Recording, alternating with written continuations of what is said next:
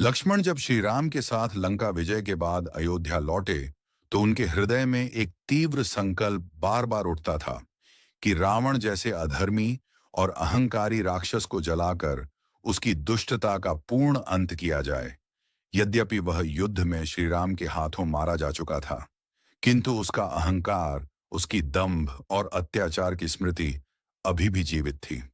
लक्ष्मण ने प्रण किया कि वह रावण की नगरी लंका को ही अग्नि में भस्म कर देंगे, ताकि संसार को यह शिक्षा मिले कि अधर्म का अंत केवल वध से ही नहीं होता, बल्कि उसकी जड़ों तक नष्ट करना आवश्यक है। उन्होंने अपने धनुष को उठाया, बाण सजाया और समुद्र तट की ओर बढ़े, जहां से लंका का मार्ग प्रारंभ होता था।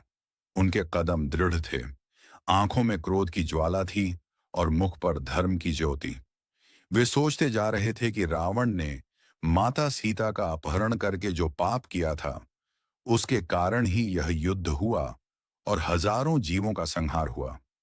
ऐसा पाप कभी क्षमा योग्य नहीं हो सकता, इसलिए लंका का अस्तित्व भी इस धरा पर नहीं रहना चाहिए। जैसे ही वे आगे बढ़े, उनके स्मरण में जटायु का बलिदान आ गया, जिसने माता सीता की रक्षा के लिए अपने प्राण न्योछावर कर दिए थे। लक्ष्मण की आंखें अश्रुपूर्ण हो उठीं और उन्होंने प्रतिज्ञा की कि जटायु के अधूरे युद्ध को पूरा करेंगे। लंका की ओर बढ़ते हुए उनके मन में यह भी विचार आया कि यह केवल प्रतिशोध नहीं है, बल्कि धर्म की रक्षा का कर्तव्य है। अधर्म को जलाकर ही धर्म की विजय संपूर्ण होगी।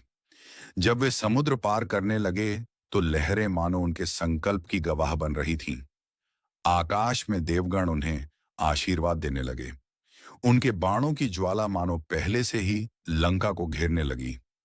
लंका पहुंचकर उन्होंने देखा कि स्वर्णमयी नगरी अभी भी गर्व से खड़ी है। रावण का शरीर युद्ध में मारा जा चुका था, किंतु उसकी स्मृति और उसका राजमहल पाप का प्रतीक बनकर खड़ा था। लक्ष्मण ने अग्नि का आह्वान किया और अपनी प्रतिज्ञा को स्मरण कर कहा, हे अग्निदेव, आज इस लंका को भस्म कर दो, ताकि आने वाली पीढ़ियां देख सकें कि अधर्म चाहे कितना भी शक्तिशाली क्यों ना हो, उसका अंत विनाश ही है। उनके बाण से निकली अग्नि ने पल भर में लंका की अट्टालिकाओं को घेर लिया। स्वर्ण नगरी अग्नि की लपटों में तपने लगी। आकाश लाल हो उठा, ध्वनि गूंजने लगी और लंका की समस्त दंभपूर्ण शोभा राख में बदलने लगी। देवताओं ने पुष्प वृष्टि कर लक्ष्मण की स्तुति की और कहा, धर्म की स्थापना अब पूर्ण हुई। लक्ष्मण की आंखों में संतोष की झलक थी।